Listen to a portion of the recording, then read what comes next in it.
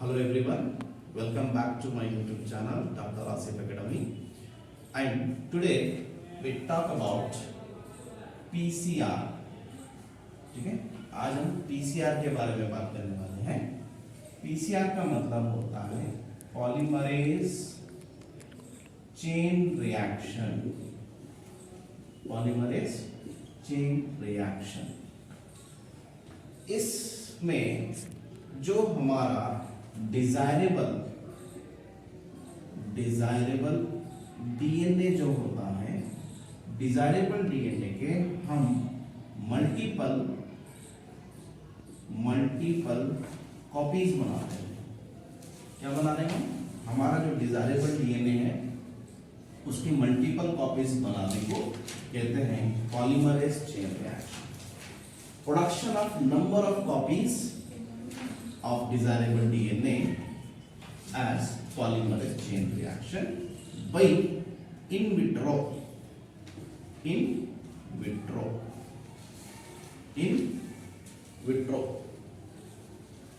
by in vitro method.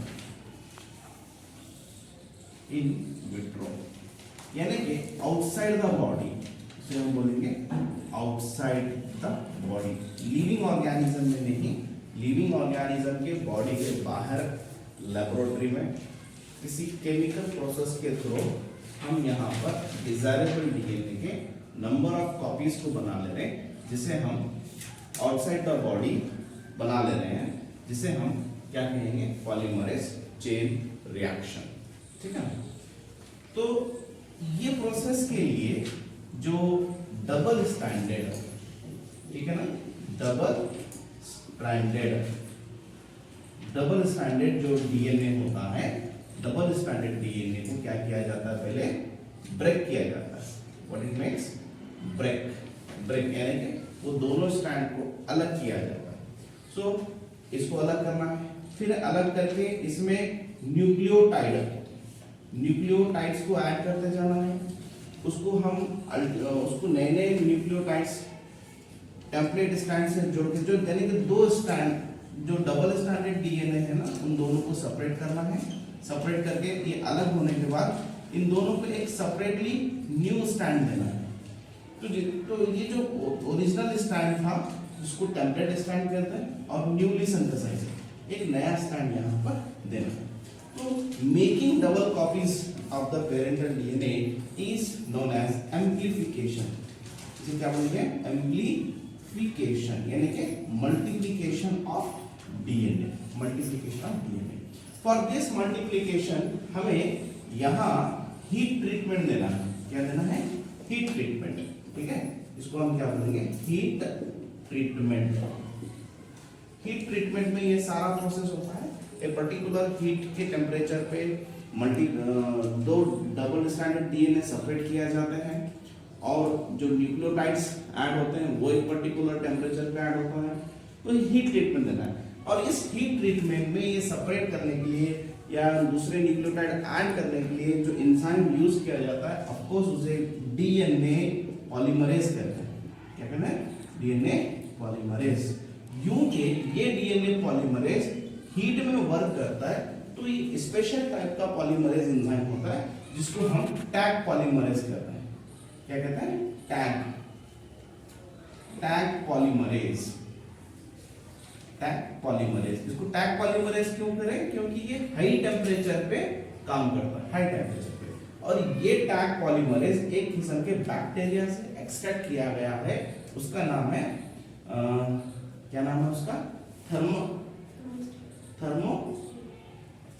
उसका नाम है थर्मस एक्वोटिकस. उसका नाम है एक्वोटिकस. ठीक है. तो इसमें से, इस बैक्टीरिया में से हमने क्या एक्सट्रैक्ट कर लिया?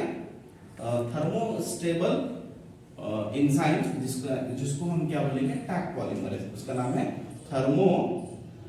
Thermostable enzyme. कौन सा एंजाइम? थर्मोस्टेबल एंजाइम को ही क्या कहते हैं? टैग पॉलीमरेज या DNA polymerase which functioning in high temperature. ठीक है. तो ये सब चीजें तो रिक्वायरमेंट हो गई, ये सब चीजें की जरूरत हो गई एक हमें पॉलीमरेज चेन बनाने के लिए। सो इस पॉलीमरेज चेन के या इस पॉलीमरेज चेन को बनाने के कितने स्टेप्स होते हैं? 3 स्टेप्स होते हैं। नंबर 1 स्टेप होता है डीनेचुरेशन। कौन सा? डीनेचुरेशन। डीनेचुरेशन में 94 डिग्री सेल्सियस टेम्परेचर में अगर 1 मिनट के लिए उस डीएनए को रखा जाता है तो वो डबल स्टैंडर्ड क्या होता है? Gate separate. वो डबल स्टैंडर्ड डीएनए यहाँ पर सेपरेट हो जाता है। 94 डिग्री सेल्सियस अगर 1 मिनट उसको रख रहे हैं हम तो डबल स्टैंडर्ड एक दूसरे से अलग हो जाता है बाय यूजिंग डीएनए पॉलीमरेज। ठीक है। फिर सेकेंड स्टेप में आता है, जैसा वो 2 सेपरेट हो गए उसको हम बोलेंगे रीनेचुरेशन। एनेलिंग कहते हैं उसे, एनेलिंग यानी कि रीनेचुरेशन।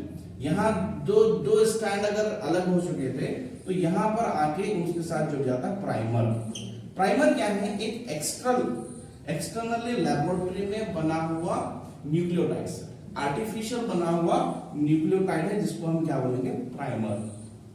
वो जो 2 स्टैंड थे इसके 3 डैश एंड पर जहां पर OH होता है वहां पर प्राइमर आके जुड़ जाता है।